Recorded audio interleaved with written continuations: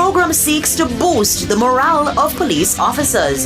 The program is comprised of 4 phases: the TOPS area competition, the TOPS area award ceremony, area performance review meeting, and re-inspection.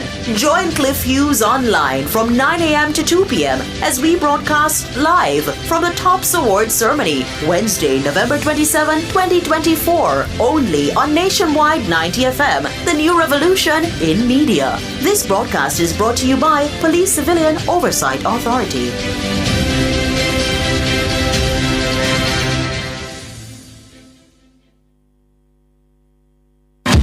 Tune in to our program live from our YouTube channel, Nationwide 90 FM. And remember to like, subscribe, and share our content. And we're also on WhatsApp at 876-285-5693. Catch the E-Zone with me, the Stinger Honeybee, alongside Kareem Boy Ting. As we turn up the heat in the street. New show, new vibes, same us.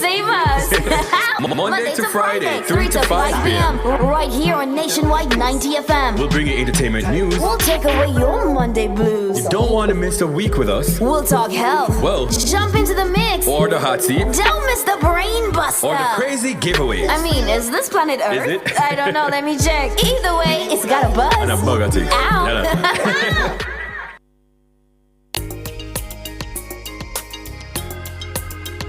The people's champion.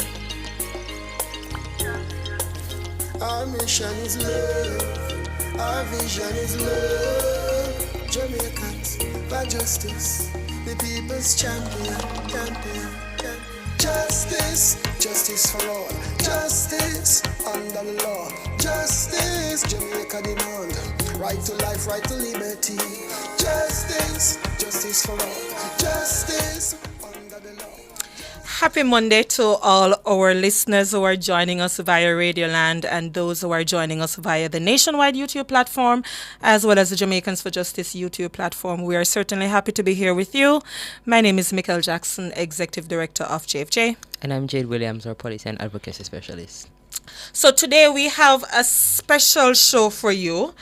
And Jade will help me with this abbreviation, acronym, whatever the correct language is. So we're celebrating IDIVA today, which is the International Day for the Elimination of Violence Against Women. Exactly. I got it correct. Yes, okay, perfect. So we're also celebrating the 16th Day of Activism, and it starts on November 25 and it goes up to December 10th, which basically culminates the 16 days with the International Day where we celebrate human rights. Yes. Right? And the show is very special for us today because we're not going to be having an interview with any external party. Jade and I, mostly Jade, and I will just be the interviewer here. She's our resident attorney. And I soon share with the listeners a little story about Jade, right? And my proud moment as ED. I will share that in a minute. So Jade is going to be answering most of your questions. So you have an opportunity to WhatsApp questions that you will have about understanding the Domestic Violence Act and the provisions therein. And you can WhatsApp us at 239-7583. And you can call in right throughout the hour at, you have the flyer up, Jade? I don't have it up, but the studio lines are up. So 630-9371 to 727374, and then also 618-8255. So, my little story about Jade before we get into the show quickly. I was at an event recently, and one of her former lecturers said to me, Jade Williams is one of your attorney? And I said, yes, she is. And she's our policy specialist. And she said, I am so proud of her and the work that she has been doing. And Jade, I just want to say publicly on air that you're one of those staff members. And by the way, I used to work with Jade. I won't say this too much for the former executive director or for the executive director of Jamaica Aid Support for Life to be a little bit upset. But I poached Jade from Jamaica Aid Support for Life. And it's a decision I've never regretted because she is a hard worker, dedicated person, and a staff member and colleague who I say big up to you and the good work that you're doing, and continue. Thank you very much. She's not as young as she thinks, but anyway, that's another story why she calls me old. But we're going to be answering your questions about domestic violence, and you have the trivia, Jade, before we go into the program. Yes, I do. So we actually have 2 trivia questions today. Our normal trivia, and of course, we are still leading up to our 25th anniversary celebration. So we are still doing our 25th anniversary trivia question. So we'll start with the regular trivia question today. And that question is, what or how many members are on the Joint Select Committee reviewing the Domestic Violence Act, and who chairs that committee? So that committee was constituted late last year in December of 2023, and it has a number of members. That is a part of the trivia question, and it is being chaired by a certain member of the government. So you can give us that answer at 2397583, or you can respond in our WhatsApp, in our live chat on YouTube.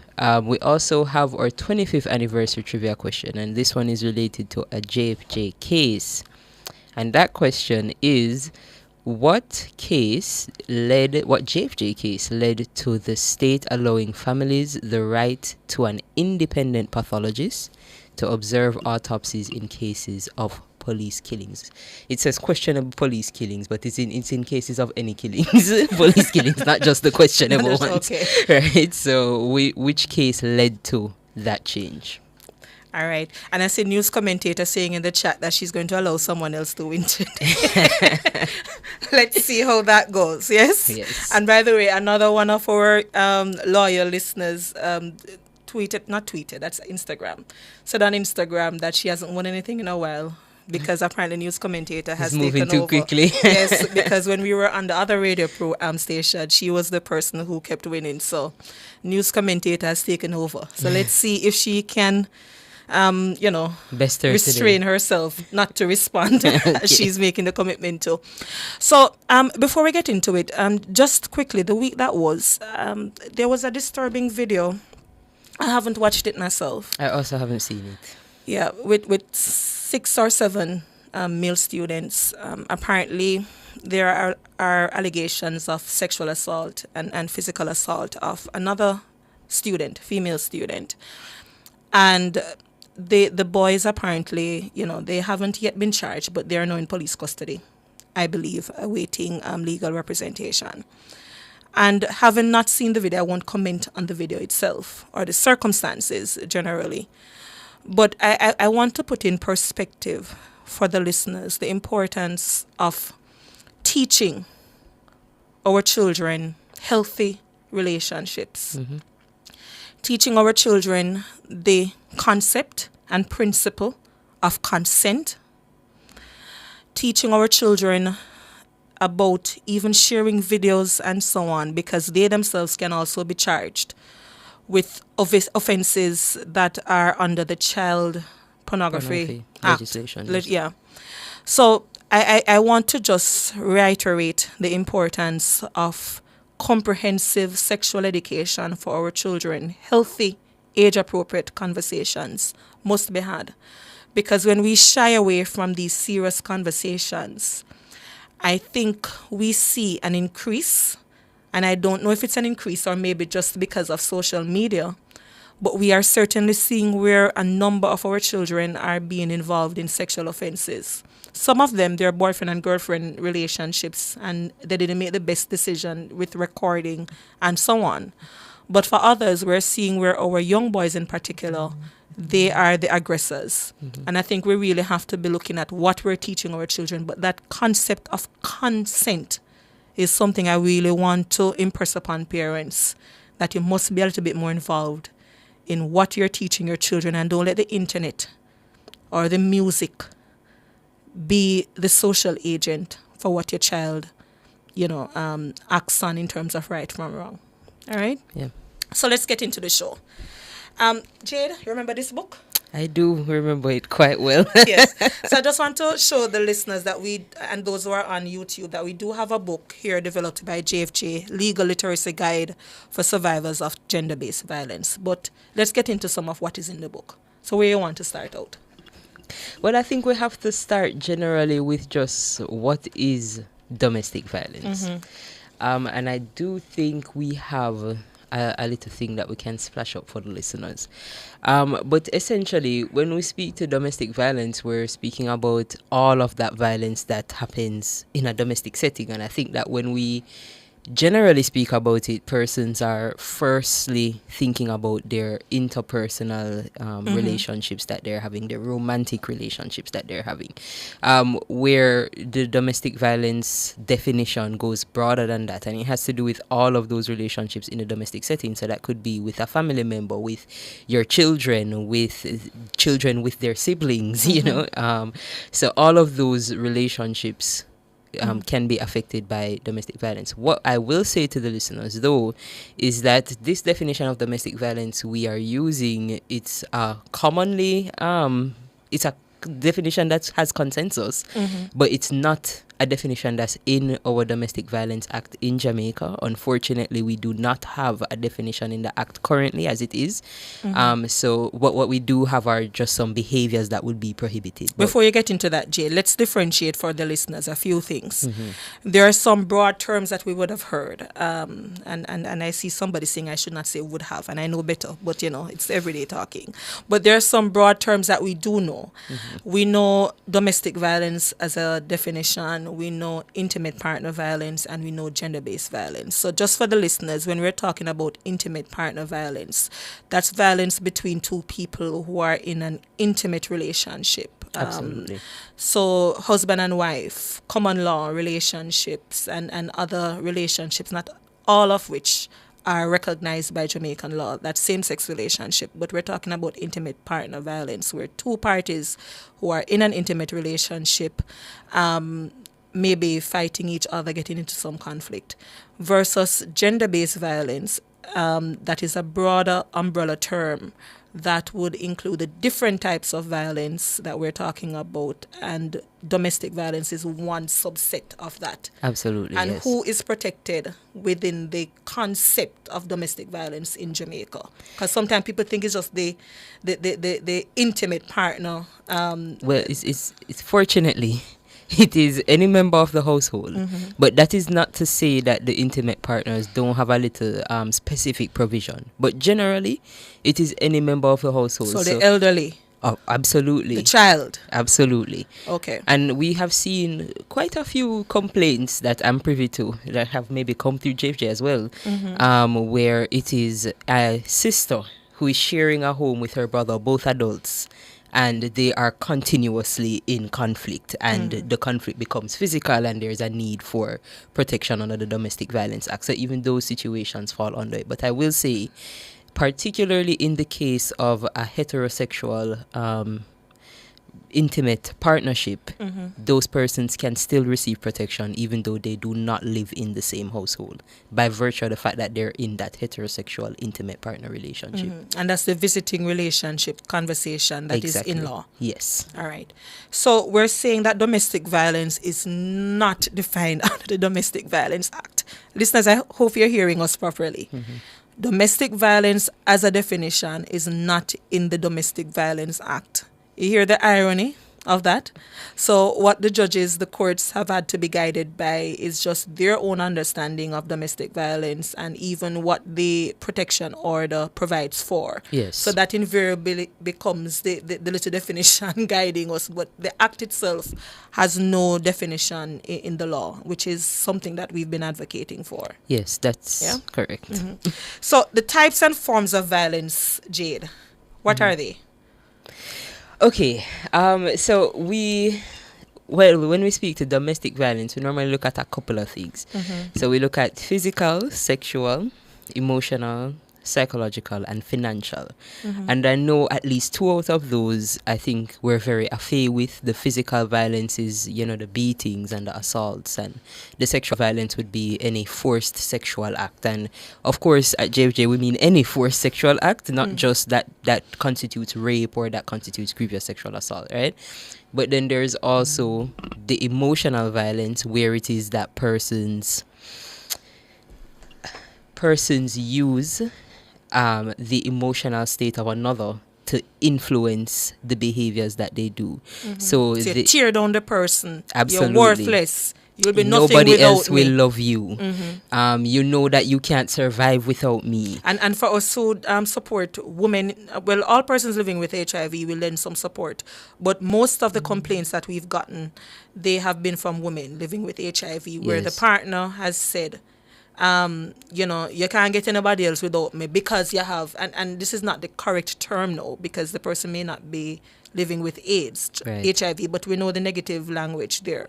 You have AIDS, so nobody else would love you. That's the kind of emotional abuse and terror that some partners have rained on their partners. Absolutely. And, it's something that we have identified, and many others as well, something that can happen to children as well, and not where a parent might be saying to a child, you are worthless, you are not going to come out to anything, and this is a You're continuous... worthless like whatever, your mother or your father, Yes. that kind of language, yeah. Exactly. And that continuous breaking down of the self-esteem of the person is what we consider to be that emotional violence. And we separate that from the psychological violence, which has to do with some other actions that make the person feel unsafe. So it's not necessarily going towards their self-esteem in particular, but say, for example, you're stalking the person. You're lay-waiting them at places you know they would be, even though they've been trying to avoid you. You're constantly calling their phone, or you are in a relationship with that person and there's a level of distrust. Let's take the break, Jade, and you finish out that one and we get to the other types of For sure. abuse.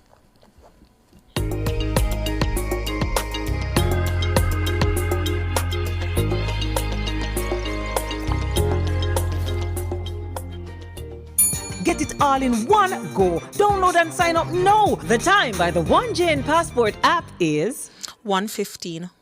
Me girl pass my granny I save her money under her mattress. But at an old time something. That's where I save my money in the bank. And become a one buy a little house, but also save in a building society. We have to be smart with how we save our money. So, what if the bank crash?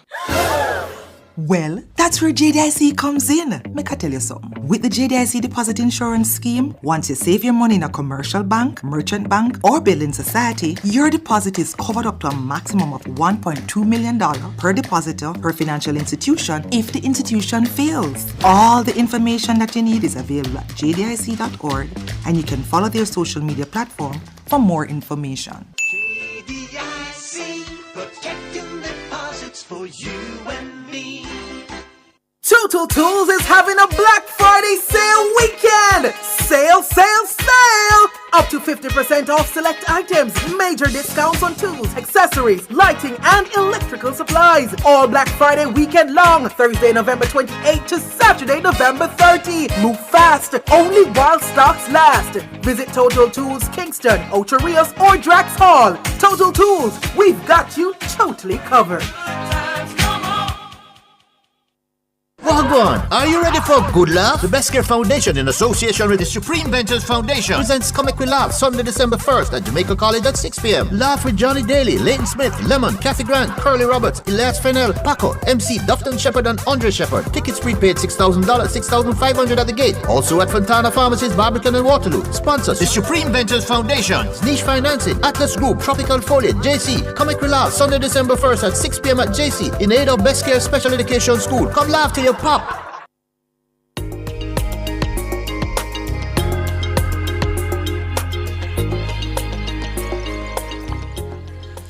Welcome back to Let's Talk Justice. We are breaking down the provisions we have in the Domestic Violence Act so that the listeners are aware of the protections that are there and the gaps that we need to close as a country. But Jade, I can't see that far. So if you can just remind the listeners the numbers that they can use to call in. Okay, so it is 876-630-9371-74 or 618-8255.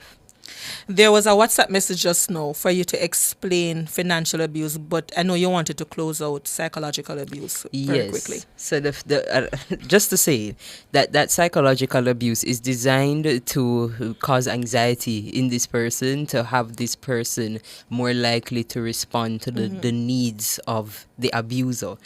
So you'll find, for a good example I like to use is where your partner is constantly trying to find if you are in the location that you said you were going to be in. So either they are tracking your location on your phone and it's that you cannot turn the location off, or they would call you and they'd always call you on a video call so that they could see your background and see that you are in the place that you say. I had that experience. I was doing a focus group discussion with some with a few people, persons living with and affected by HIV. And I remember in the conversation, one of the young men, he came to me and said, "Miss Jackson, say hi to this person for me." And I said, "Who is it? You just have the camera pushing in my face." And the person said, "My partner just need to verify where I'm at." Yes. Yeah. That is an aspect of that psychological abuse. It's not because the person love you. That's a form of control. Exactly. Yeah. So financial abuse now, and there is just to share the definition, and I will share an experience that Joy Crawford, the co-founder of E4 Life, she has said publicly. But go ahead. Well, the financial abuse is using the financial power in the relationship to coerce behaviors from a person that they wouldn't normally do. And that could be from a person that is the breadwinner.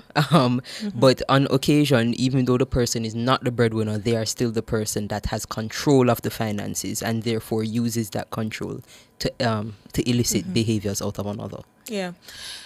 So Joy Crawford, co-founder of E4 Life, the organization works with young women in particular. Yes. Some of whom they were raped as a young child and would have contracted HIV as a result.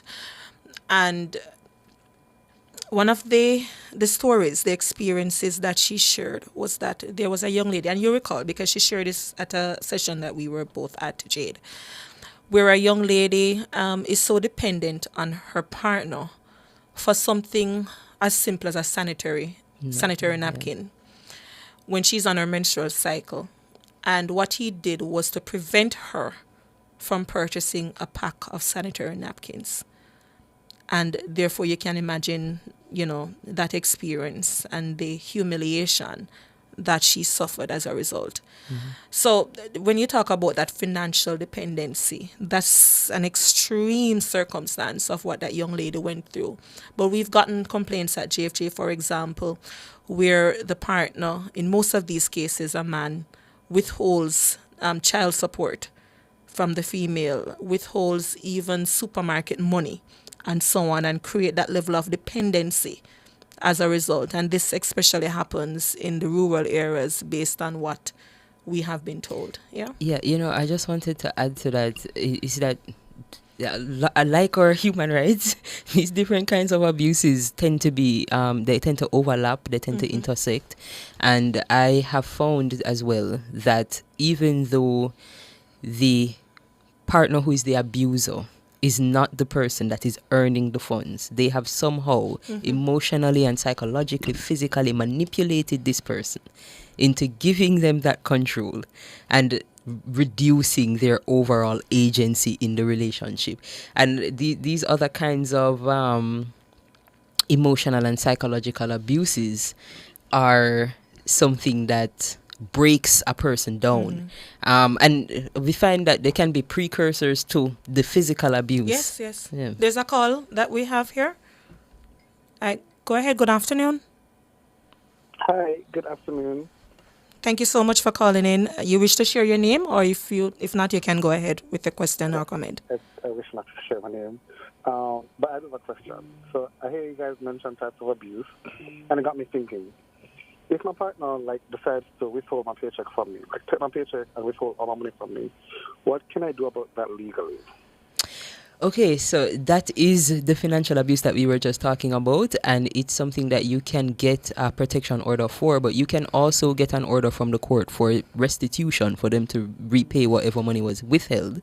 But you can get a protection order to keep that person away from you overall. But yes, if it is that they've already taken the money, you can get an order for restitution from the court, having explained the circumstances to the judge. And it is something that we'd be able to assist you with at JFJ. But, what I'm thinking, it's not the situation, but if they say, because, could be what if they say, we had a verbal agreement where they'd be in control of the money? It didn't happen, but, I don't know.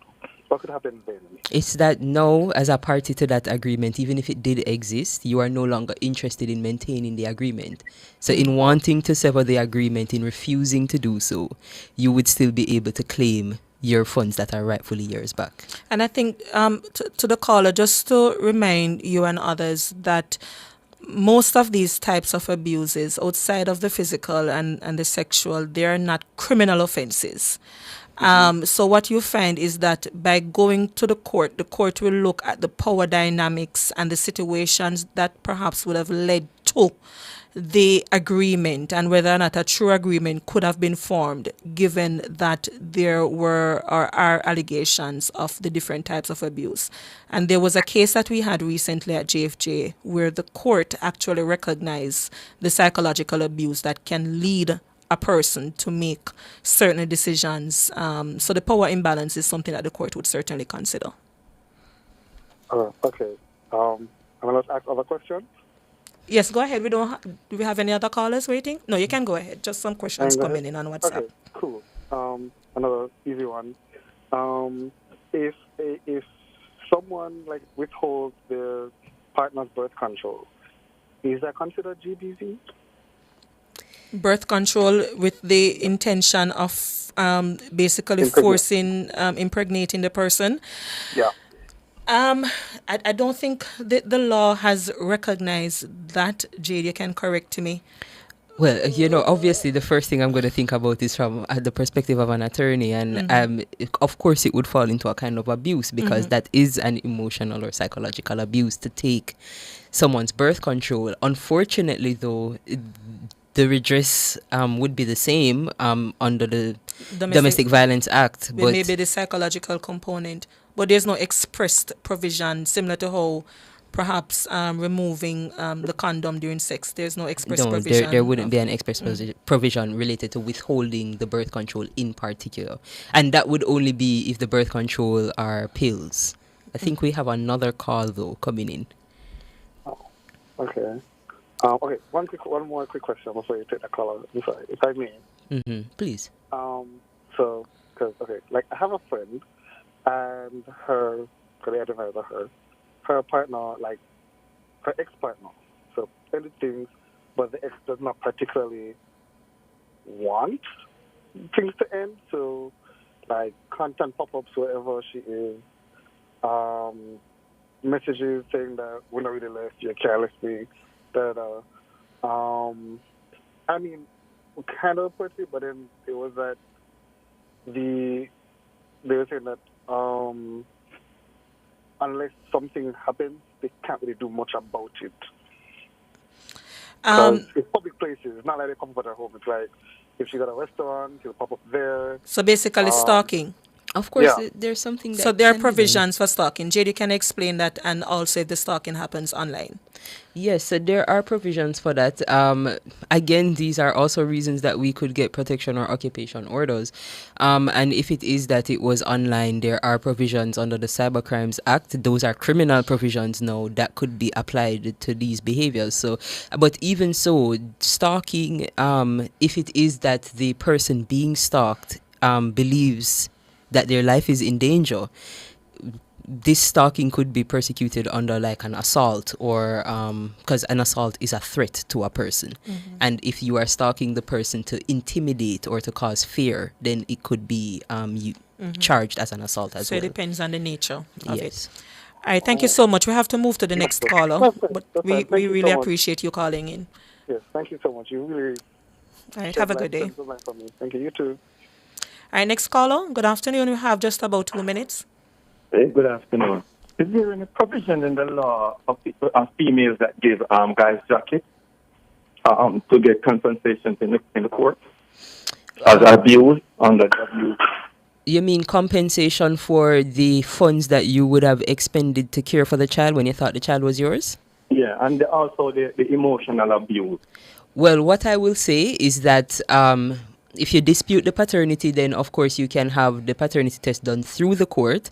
after which you could ask the court for orders, but the court would not, there's not a streamlined process in which you would be able to get restitution like that, but you may be able to sue the person in the case of the loss. So if you think it's something that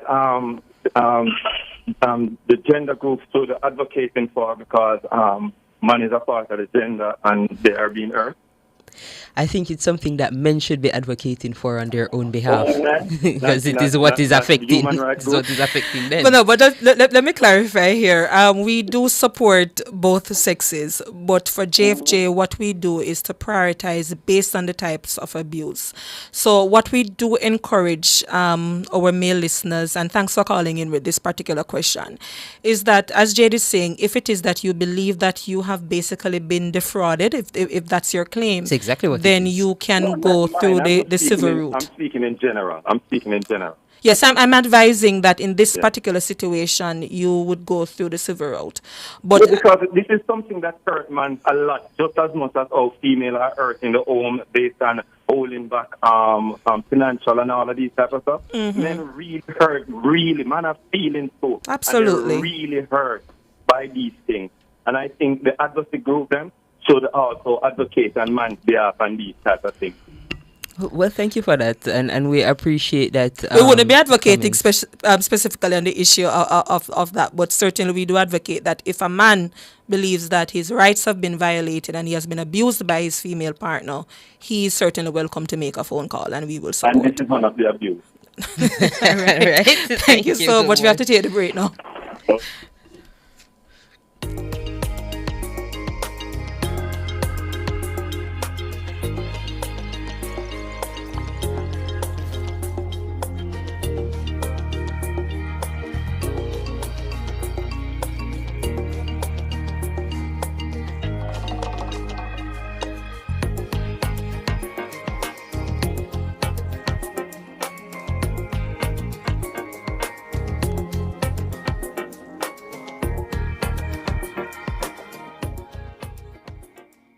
At the Jamaica Customs Agency, we care for our employees, customers, stakeholders, citizens, and our country. Customs cares. The temperature by the Jamaica Customs Agency is 28 degrees Celsius in Kingston and Montego Bay. We're feeling a little bit cool in both cities. Unique Living's new arrivals are here. Revamp your space with sleek, fixed and sliding show panels, shower systems and faucets, stylish vanities, basins and kitchen sinks, closet and storage solutions, hanging aids and more. Available in different finishes and sizes to match your style. Visit them today and transform your space at shop number 630 Dunrobin Avenue, Kingston 10. Call 876-755-3661 or visit their website at uniquelivingja.com to shop. Are you ready to turn your sales and marketing skills into high earnings? Nationwide 90 FM is searching for business development executives to build lasting client relationships. If you have experience across all stages of the sales cycle and possess strong communication, negotiation, and time management skills with a proven sales track record, this opportunity is perfect for you. Join our team and work with the top corporate brands, media agencies, and of course, our on-air personalities. Enjoy networking opportunities, professional growth, and competitive commissions. Ready to take the next step? Send your resume to hr@nationwidenewsnetwork.com today.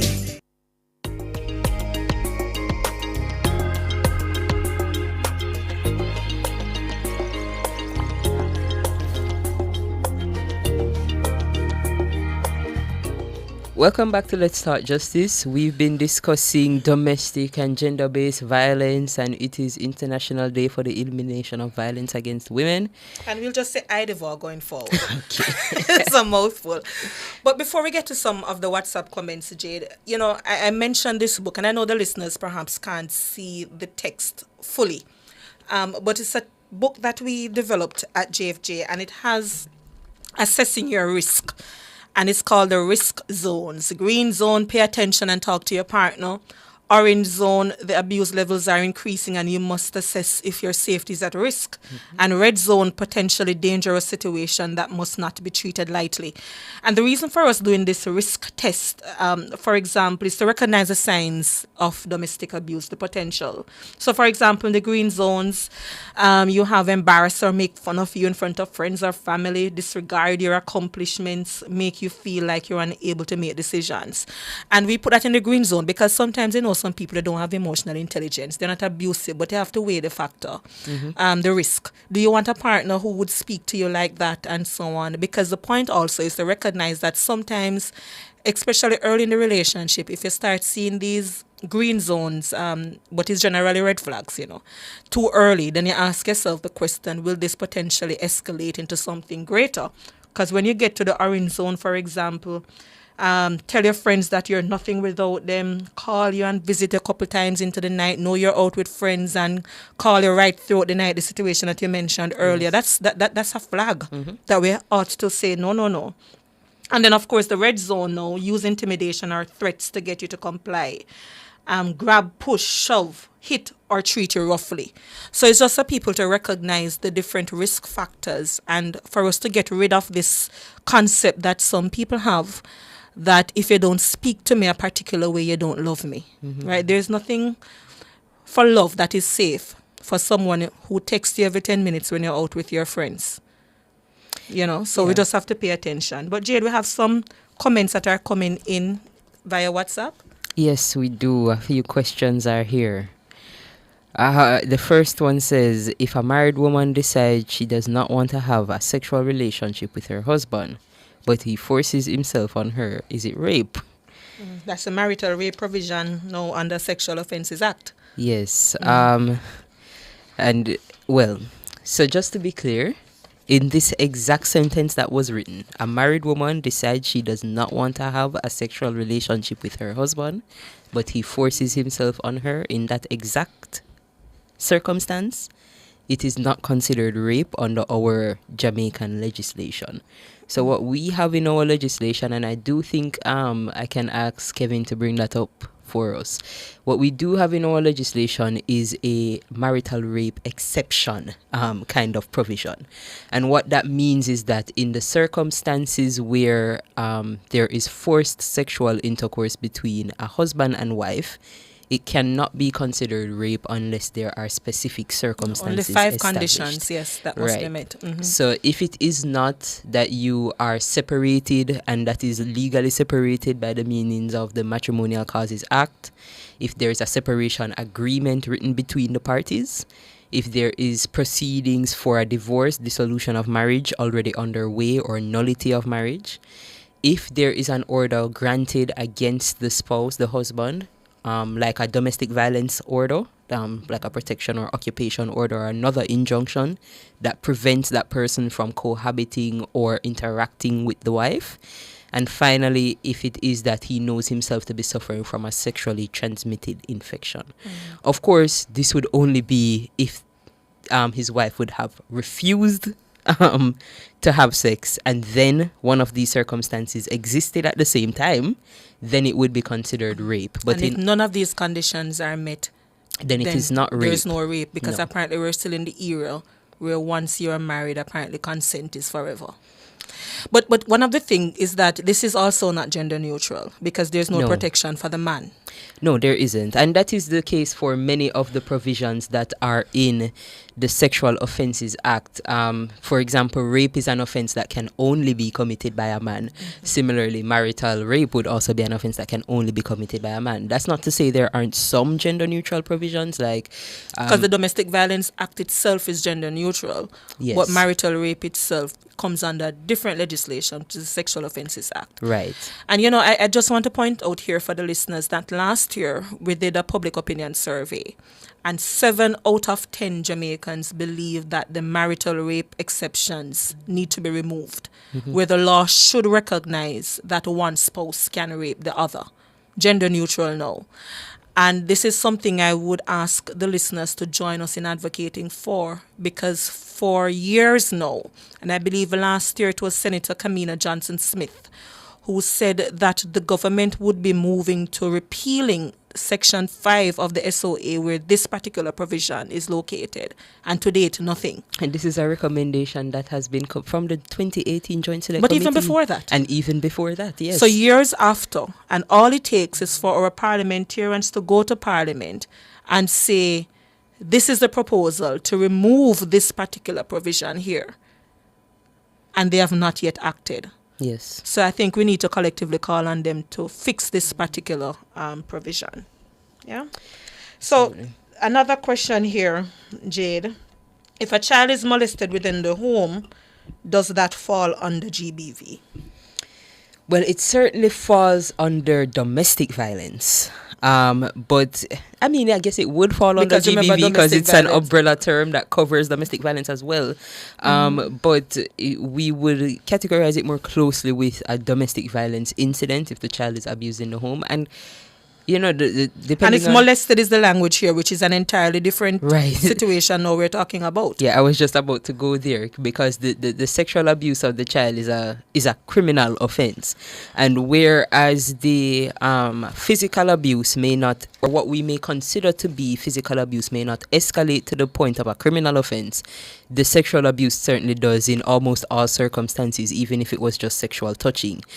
So yes, it is considered a form of gender-based violence, and there is redress available for it, depending on what the nature of the molestation was, but under the Sexual Offences Act. And if a child is in need of care and protection in that way, then I believe you would call 211 to make that report. But JFJ can also provide some legal support and assistance where that's concerned. Yes, I'm skipping through the book because, again, this particular book, it provides for all of these things so the public can be aware. Depending on the nature of that molestation, you're talking about possibility of sexual grooming of a child, and the penalty for that is imprisonment for 15 years. Yes. Sexual intercourse with a child. This is where a person who engages in or attempts to engage in sexual intercourse with a child under the age of 16 has committed an offense and can be imprisoned for 15 years.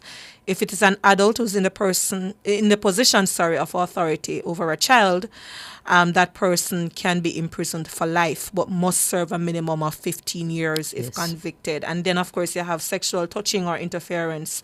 This is where an adult who touches or uses an object to touch a child on any part of the child's body for sexual purposes, or who asks the child to touch any part of their body for sexual purposes, has committed the crime of sexual touching, and that offense carries a penalty of imprisonment for 10 years. All right? And Jade made mention, for example, about the need for care and protection, and that you do have a duty to report. So anyone who suspects that a child is being or is about to be abandoned, neglected, or is being physically or sexually abused must notify the Child Protection and Family Services Agency. And I'm saying this in particular here because I think far too many of us are silent bystanders, and when we see injustice, we have a duty by law to make a report. All right? So I'm seeing a bunch more questions coming in the WhatsApp. I just wanted to address this one, if there are any time limitations for reporting rape. And just to be clear, in Jamaica, in our criminal statute, most of our criminal laws do not have a limitation period. The only thing that really affects your case is that the evidence might not be there anymore, witnesses might not be there anymore. So it is advised that you make your report as soon as you reasonably can do so that you can have the best chance for a good outcome of your case. And just to add to that, Jade, I know in a lot of instances, and I'm using the word victim here, not survivors, when someone is a victim of sexual abuse in particular, if you are not too certain as yet about your strength to make a report to the police, we at the very least encourage you to go to a healthcare provider to get some medical support, because at least that will also, not only will it help you medically, but some evidential trail, so to speak, will be there to get counseling support, because that could perhaps also guide you, to eventually report. I see a comment in the chat. I won't call the user's name about don't ever be a snitch. Let me say this categorically. There's a difference, and by the way, we welcome informers of all kind, because you have a duty to report when you see injustice. as long as it is safe for you to do so with the wider crimes that exist in society. But when it comes to a child in particular, you have a duty to report by law. And I think you have to be looking at it in terms of being a responsible adult as well. Would you feel comfortable knowing that a child next door is being sexually abused and you have done nothing? I think that is the common decency question you have to ask yourself. Absolutely. So I don't know what snitch we're talking about here, and I hardly ever speak frankly to listeners, because I do believe that people have their right to their opinions. But that's a very nonsensical argument to take, with the greatest of respect to that person who is texting in the YouTube chat. I also wanted to make a comment on on the thought that people who are abused are not doing enough to address their abuse by not making reports to the police or by not going to the court. And I will say it is much more nuanced than simply that. And even those with the strength have gone to the police, and this is a problem that the police, the JCF itself, has acknowledged as an issue, and would have gone through the trouble of making a new policy and a new the DVIC, the new centers, to address this particular issue. And it is simply that the police response is simply not what we think it is. There are numerous reports from just JFJ alone, and we are not alone, of persons going to the police, men and women, and being told, the women, that this is a man and woman problem and you have to go and sort it out. I share two scenarios with you. I remember when I was at Jamaica Aid Support for Life, Jade, that was during COVID. And there was a report of a woman going to the police station to make a complaint. Yes. And this woman was bloodied. And she went to the police station to make the complaint. And the police looked at her and said, after curfew hours, guy a yard before I charge you with breaking the curfew. There was another complaint that we had. I believe this time it was at JFJ now. Person called the police station to say, my partner is beating me. Can you come? The police says, I don't have any police vehicle to come to you now. I'll come tomorrow morning. Nothing was heard from the police officers. When she called back the police station the next day, thankfully she was still alive, the police said, oh, we didn't remember. So the police has done much better. I must say, kudos to Jacqueline Delon.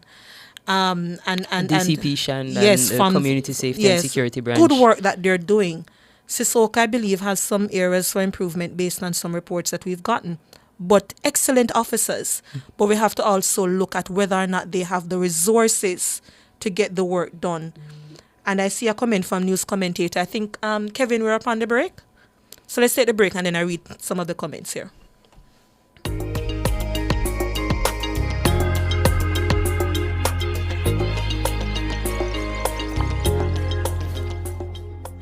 You ever hear Earthquake call and say, hello, Miss Lee, yes, it's me, Earthquake, I coming Tuesday around 10? No, sir. Earthquake does arrive unannounced, and when it come, it shake all sense and sensibility out of we. Remain calm, stay inside, and do the DCH. Drop, hover, hold on. Once the shaking starts, you know it's Earthquake. Make a quick move to a safe place. Don't run to the door, we are in the exit. Stairs might block up or full of people. Elevator, avoid that, because you might get in and poof, power gone, and you're stuck in that box without ear. Drop, hover, hold on. A message from the Office of Disaster Preparedness and Emergency Management.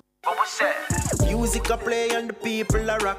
Everybody asks for the Calico Jack. Watch out now. Purchase 4 Calico Jack 250 milliliter or 2 Calico Jack 1 liter, and you could be a winner in the Calico Jack Christmas Treasure Promotion. Grand prize $500,000. Plus winners of $25,000 supermarket vouchers every week. Check our Facebook and Instagram pages at Calico Jack JA for details on how to enter. Promotion runs November 1 to December 29. Cups up, make a party. Rum fun, cinema. Authorized on Section 58 of the Betting Gaming and Lodges Act. Are you ready to turn your sales and marketing skills into high earnings? Nationwide 90 FM is searching for business development executives to build lasting client relationships. If you have experience across all stages of the sales cycle and possess strong communication, negotiation, and time management skills with a proven sales track record, this opportunity is perfect for you. Join our team and work with the top corporate brands, media agencies, and of course, our on-air personalities. Enjoy networking opportunities, professional growth, and competitive commissions. Ready to take the next step? Send your resume to hr@nationwidenewsnetwork.com today.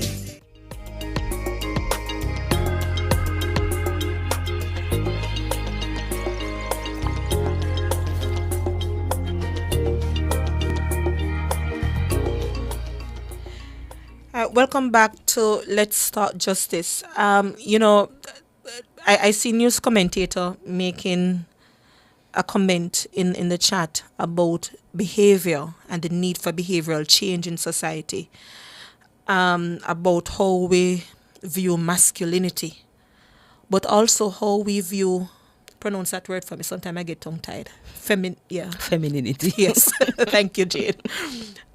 Because it's important. I was at a session with some youngsters, and remind me towards the end to big up some young people, Jade, please. I have a couple of things here to big up, ma'am. Yes. So, and I heard one of the teachers saying, basically encouraging the young women to be nice and demure is the word that people are learning these days. And like it's okay to rely on your male partners for future. And I found it very troubling. Because at the end of the day, it's okay for a man to show certain emotions. So we need to let go of the toxic masculinity that we're teaching our young boys. You're not supposed to cry. Big man no behave in a particular way. But also for a female, it's okay to say to a young lady to be empowered. Yes. You can still be feminine, and still understand the principle and concept of independence. So I think these are some of the principles we also have to be teaching our young boys and our young women with behavior change. And we hear the reports coming in from the Office of the Director of Public Prosecution. I believe it was Senior Deputy Jeremy Taylor who said publicly that one of the reasons, for example, that there is difficulty in prosecuting rape matters, especially in the rural areas, is because there's a culture of acceptance. And protection. And the protection of the abusers. And Jade, I always share the story about your experience and the data collectors when we were doing the research last year. Yes. Wherein in the rural areas we asked, should we increase or decrease age of consent? Because the age of consent now is 16. And we thought other people would have said increase it to the 18. Because, sometimes we don't focus on the problem or the solution. We focus on the problem. So in other words, increase it. But that wasn't what we were told. No. And, people said decrease it. Yes, because you're getting the men in trouble. The young ladies, the children. They're getting them bad. Men. Yes. So in other words, because they're tempting these big men. Can you imagine? And the responsibility is placed on the child. I remember speaking to a particular respondent, and he said, he said he believes that whenever it is that a girl consents, as long as she has seen her period already, the consent is valid. So as long as she has seen her period, no matter what age she is, if she says yes to the sex, it is valid consent. God, listen, I see whenever the persons in the chat say it's a culture, so people desensitize. But my God, I think we need to become a little bit more sensitized and change our culture. Absolutely. Because that is troubling. And again, we can't tackle these things unless our sociocultural norms change, So it is something for us to look at. Yeah. Yes, I think we have a caller on. Hello, welcome. Hi. First time caller, long time listener. All right, on the topic that we're on, you see these police, I've been in a personal situation where I was being abused by a person that I was living with for about 5 years. I called the station when it got physical. They told me that they would not come to the home because it's a domestic violence, right? I went to the station at one point. When I got hit, I went to the station, and there was a male police and a female police there. However, the male police was like cursing me out. Oh, it's because it's my home and because it's my house. That's the reason why I'm being like this. I shouldn't put out the gentleman or anything like that. 5 years. And I don't understand why they do that. And then afterwards, when he found out that the gentleman was like being really abusive, when I came back there, that's when he started to say, okay, we can try and help you to get him out. Try and help. Help me to get him out, which is they would come to the home and ask him to leave, you know. And for years, I've been wondering why is it that the police is there to protect us, and if we're going through these situations, why they don't try to just help us when we come? Because obviously, most of us take the beating for so long, and then when we get fed up of taking it, then we would come to them, and then they can't help us, or they won't help us.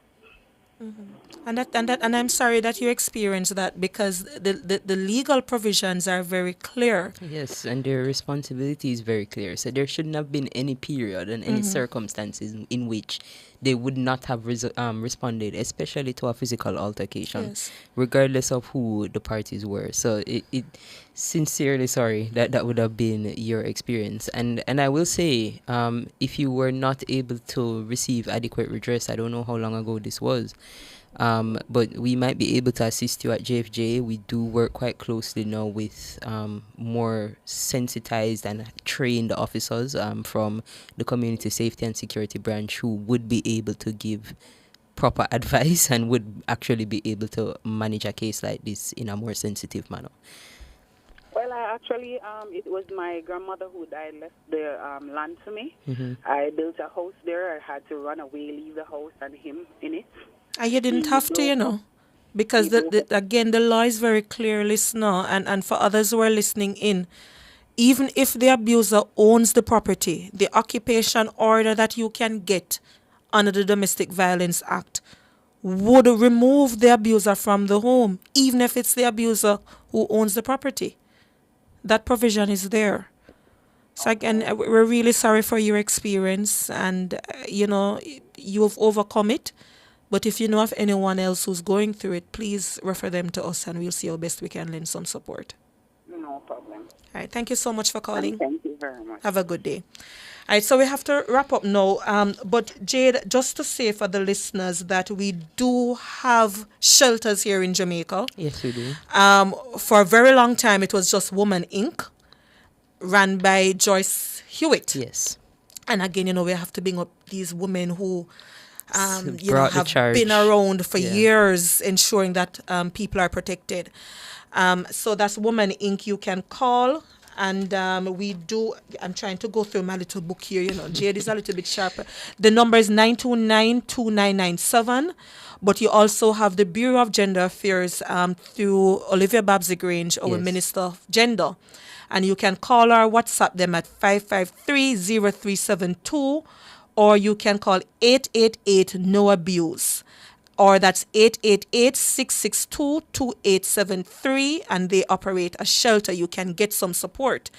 And you have the Victims Support Division of the Ministry of Justice. But lastly, you do have Jamaicans for Justice. And I just want to say you can call or WhatsApp 876-322-8205. That's JFJ's number. Yes, it is. Or 876-239-7832. Both of these are numbers that you can call or WhatsApp to make a complaint. And you'll be speaking directly with someone from the legal team when you do so. And when you call JFJ, you get free legal advice and possible representation, case support where you can interact with the police, apply for court orders like the Protection and Occupation Order, and court companionship in criminal matters such as rape. Limitedly so, but we lend some support there as well. Just to be clear, in the case of children, custody and maintenance orders are also part of the services that we offer. And spousal maintenance as well. Spousal maintenance as well, yes. All right, so we have to wrap up that conversation and just remind our listeners that on December 8th, we have our Run for Rights coming up, and we just want to acknowledge our sponsors with Cinco, Jamaica Observer, Nationwide News Network. You'll hear the ads coming shortly. Who else we have? I am looking. Jade is looking. In the meanwhile, while we acknowledge the other sponsors, just remember that you can hear some good gospel tune from Kevin Downswell. We'll have Jenny, Energizer Queen. I'm reminded, you know, she's the person who kept us during COVID. Yes. We'll be having some tea from Caribbean Dreams. Isra Tech will also be there sponsoring. We are also sponsored by The Observer. Did you say that? Yes, I did. Yes. Yes. All right. Before we go, I want to say very quickly, last week I was at an event held by the Custos in Manchester, right? And some beautiful young people, man. I was on a panel and I asked, what motivates you? What is your passion for social justice? And these young people started talking about disabilities rights, diversity in society. And, they were so passionate. And I was looking for their names. Here it is. I want to just say Shantoya Smichael from Manchester High, Rihanna Stewart from Manchester High, Ashley Hibbert from Cross Keys High, and Brianna Malcolm from Belleair High. Big up yourself. You're beautiful young people. One of them that actually have a blog dedicated to disabilities, right? Beautiful, beautiful souls. Wow. And I'm hoping that they will join us on the radio show one week. When I tell you, I was in awe of them. One of them changed from being a doctor, said she wanted to become an attorney and policy specialist to advocate for social justice in Jamaica. Wow. So Jade, and to all human rights defenders and those who believe in our cause, for every negative comment you hear out there and calling us criminal rights defenders and so on, when you meet these young people, you have hope for Jamaica. You have hope. And I wanted to end there from my end and turn it over to you to close out the show. Yes, so we have to give our trivia responses. So news commentator won the anniversary trivia.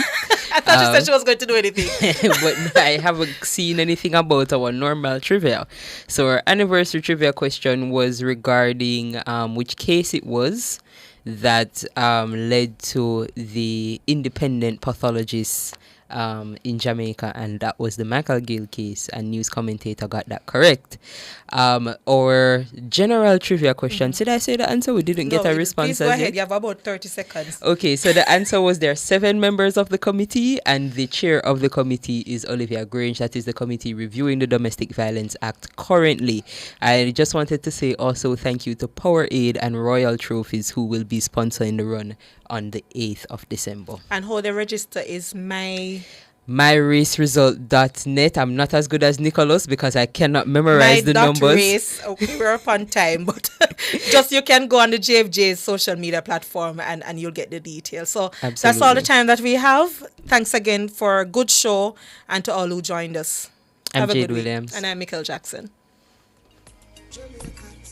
Justice, the people's champion. Justice, justice for all. Justice under the law. Justice, Jamaica demand. Right to life, right to liberty. Out of many we are one in a Jamaica. Make it a better place for the boys and girls. Created equal by the creator. For equal rights and opportunities. No to unlawful detention and police brutalization. Class, gender, race or religion. We not tolerate discrimination. To join the fight against injustice, contact us at 755-4524 or JamaicансForJustice.org. The people's champion. It's